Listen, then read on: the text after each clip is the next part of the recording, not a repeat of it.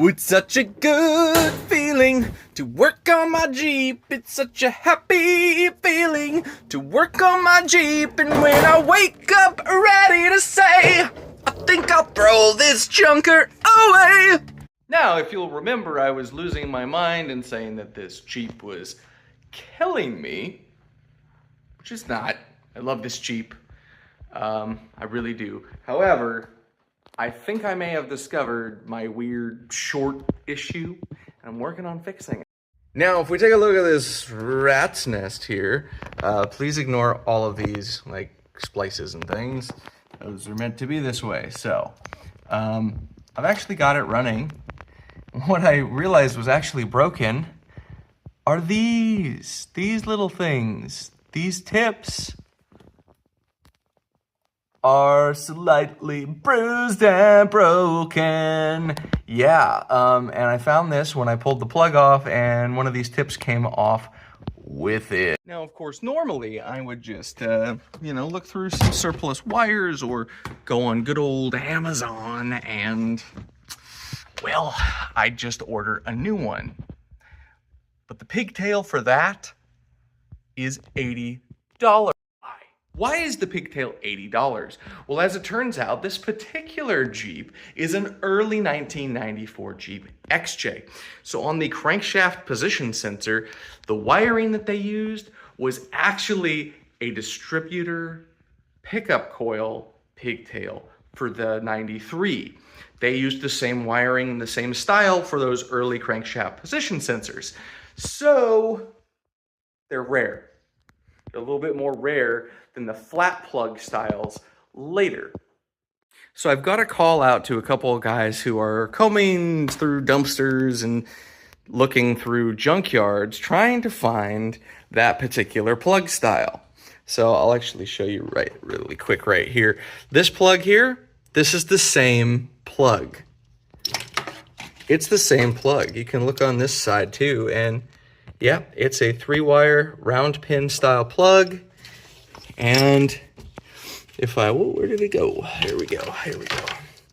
This one, same terminals. Those are the same end pins in this. However, I can't take the pins out of that because you'll get no spark if you have no pickup coil here, right? So what I'm gonna do next is, since it's actually kind of hard to find Cherokee parts at a junkyard down here too, I'm gonna comb through some of the unused features in this Jeep where there may be some other plugs that potentially share that pin, and if I can find an unused pin in here somewhere, I might be able to do a little snip surgery and move those unused wires over to my broken CPS wires. And no sooner said than done. I found 2.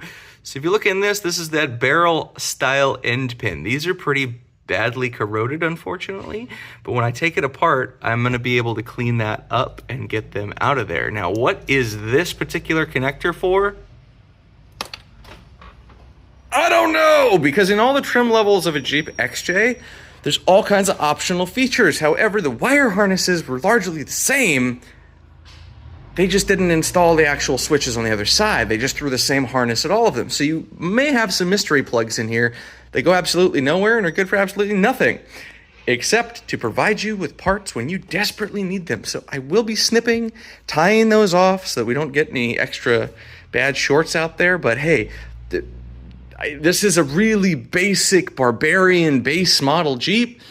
And if I want to add a feature back in, I'm most likely going to have to redo a plug anyway. So we're going to go for that. We're going to do a little surgery.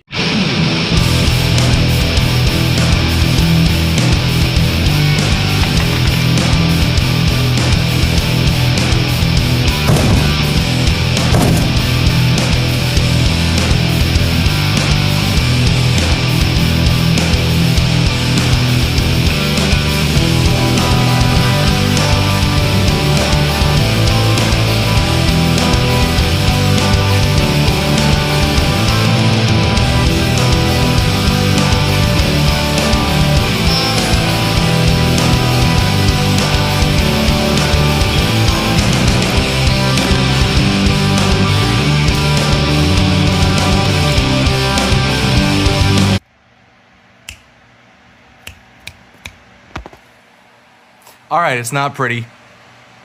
It's a rat's nest, yes, but this is temporary. So I can solder these. If this works, if everything is working and the connections are solid, then we can resolder it together. No, you can't watch me solder it. No.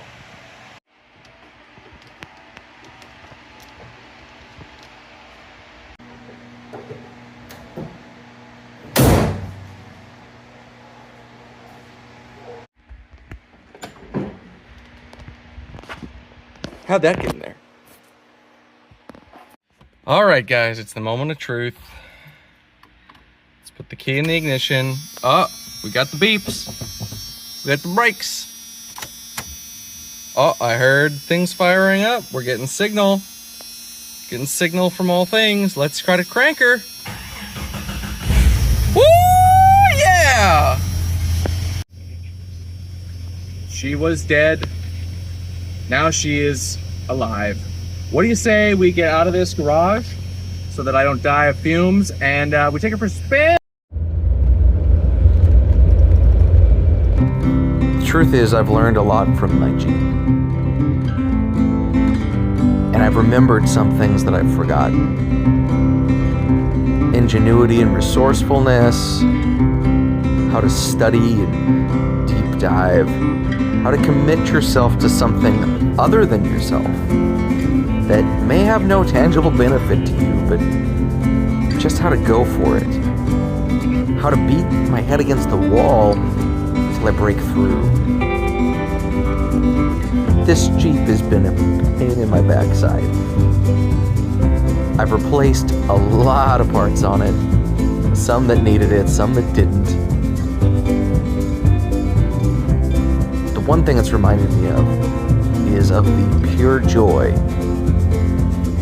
of solving a problem and coming out on the other side victorious. Are there still problems? Yeah. But they can wait till tomorrow. And the same is true for every other corner of my life. I'm gonna try this year to take it one problem at a time. Well, there you have it, Jeeple. We fixed a problem that I've been chasing down for months. I've changed crankshaft position sensors. I've gone and cleaned every contact. I took the entire fuel injection system apart and cleaned every contact one by one and still had dying, no starts, no sparks. Chased all the way through this, rewired a bunch of stuff, and finally, it was those tips were cracked. We pulled it from a useless plug that's not in use. And there you have it. It works. So if you're having no spark issues on your Jeep, it might just be the wire. You have a short in the wire, but if you're getting continuity through your wire when you test it, those plug-ins might be cracked. Or it might just be your CPS. Change that too. I mean, even if it's showing it's got good continuity, even if it's testing good, it might be bad. You never know. So that's what I've learned today. We've got the Jeep back up and running. It is idling a little bit rough, but that's a problem for tomorrow. Have a good day, Jeeple. Bye-bye.